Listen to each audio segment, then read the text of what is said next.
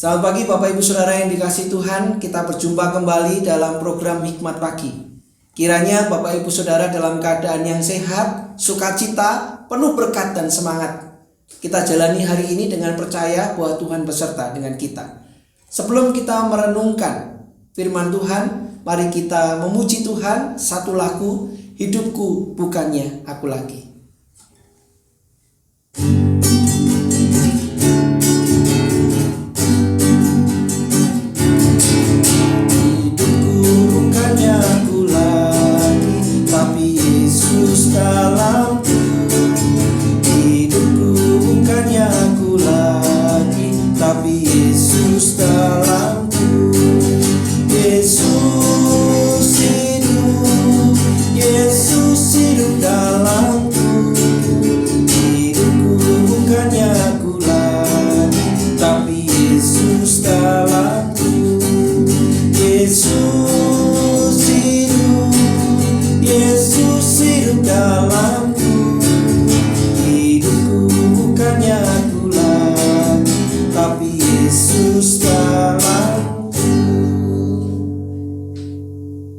Yesus hidup di dalam hidup kita dan hidup kita menjadi berubah karena Kristus.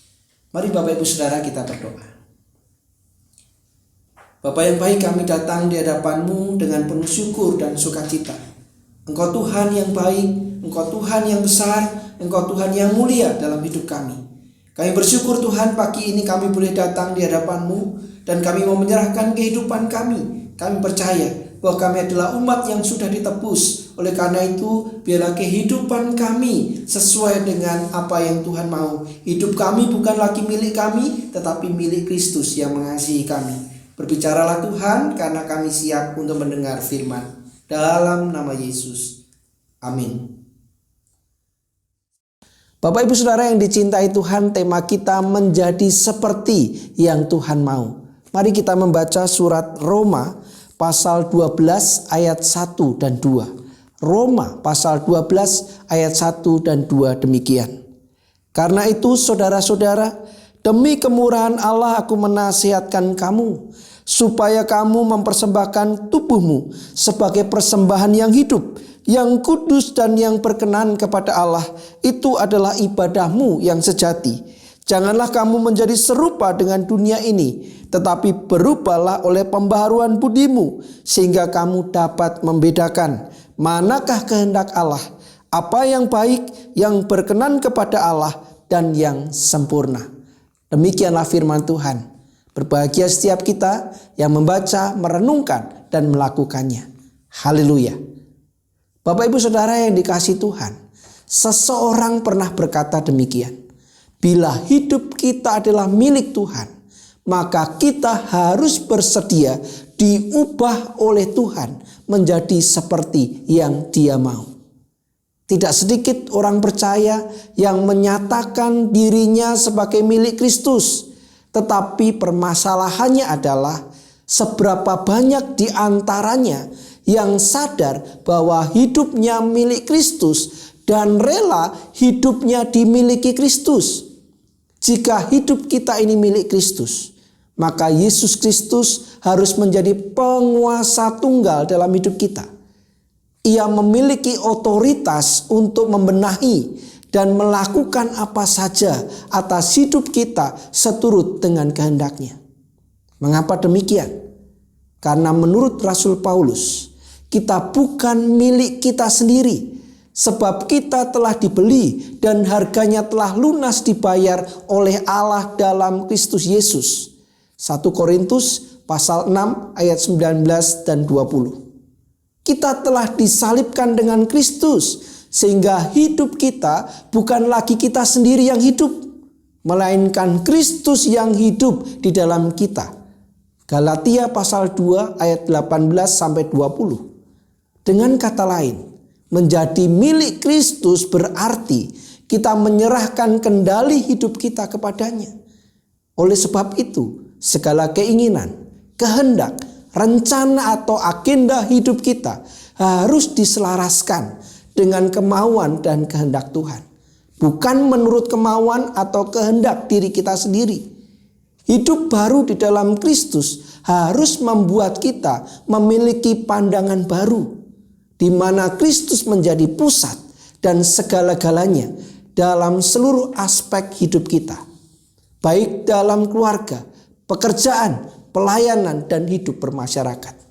Bapak Ibu Saudara yang dicintai Tuhan, oleh sebab itu kita perlu terus-menerus mempersembahkan diri sebagai persembahan yang hidup, kudus, dan berkenan kepada Allah, serta bersedia berubah dalam cara pandang dan gaya hidup sesuai dengan perkenanannya. Roma pasal 12 ayat 1 dan 2 yang kita baca. Tentu saja kita memerlukan usaha secara sadar dari diri kita dan pertolongan Allah untuk mengalami perubahan hidup menjadi seperti yang Dia mau. Perubahan hidup yang bukan hanya terjadi di permukaan, melainkan sampai kedalaman hati. Anugerah Kristus akan terus mendorong kita yang telah mengalami pembaharuan untuk mencari dan melakukan perkenan Allah. Oleh sebab itu, hendaklah kita bertekun dan setia dalam hidup yang memperkenankan hatinya, sehingga kita semakin serupa dengan Kristus, serta layak disebut miliknya. Bersediakah kita diubah oleh Tuhan menjadi seperti yang Dia mau?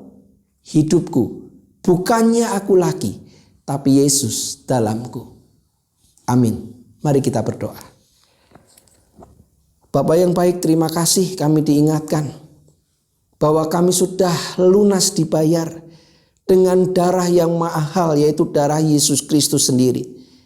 Oleh karena itu ajar kami Tuhan untuk tidak terus membawa hidup kami di dalam dosa, tetapi kami berani keluar dari kehidupan lama kami yang mengecewakan Tuhan, untuk hidup baru, hidup benar, dan hidup seturut dengan Kristus. Terima kasih untuk kasih-Mu, dan tolong kami di tengah masa pandemi yang sulit ini, kami tetap hidup mengarahkan hati pandang kami kepadamu, dan kami hidup dalam ketetapan, hidup dalam kekudusan seperti yang Tuhan mau. Tolong kami hari ini supaya hidup kami berkenan dan memuliakan Tuhan. Di dalam nama Yesus kami berdoa. Amin.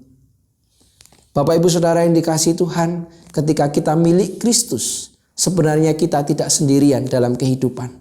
Kita ada bersama dengan Tuhan yang mengasihi kita dan senantiasa menolong kita. James Dobson pernah berkata, salah satu tanggung jawab terpenting dalam kehidupan Kristen adalah untuk peduli pada orang lain, tersenyum kepada mereka, dan menjadi teman bagi yang tidak memiliki teman. Bapak Ibu Saudara, hari ini ada banyak kesulitan, ada banyak kesusahan, ada banyak penderitaan. Bahkan mungkin ada orang-orang yang merasa sendirian. Kitalah yang bukan lagi milik dunia, tetapi milik Kristus, semestinya mengarahkan hati pandang kita, perhatian kita kepada sesama kita. Selamat berkarya, selamat menikmati kasih setia Tuhan.